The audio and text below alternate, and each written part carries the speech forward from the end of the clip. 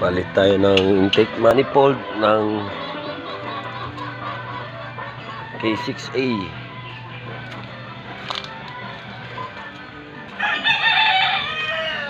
Bali ito yung manifold niya, yung intake manifold niya. Ang problema niya ito, ginawa lang ng fabricate, nilagyan ng tubo, pero useless lang, tumatagas pa rin yung tubig dyan. Yan, nagkukusos ng overheat. Ayan. Ito ngayon ipapalit natin. Ayan. Bali nakabili rin ako ng surplus na ito. Ayan. Ito siya. Ayan, buo siya rito. Hindi tulad na ito. Ayan, nilagyan lang ng tubo yan. Ayan. Ito buo. Ayan. Yan siya nakalagay. Dito. Yung fan belt niya meron na. Nabaklas mo pa? Ito na nangyari sa fan belt niya.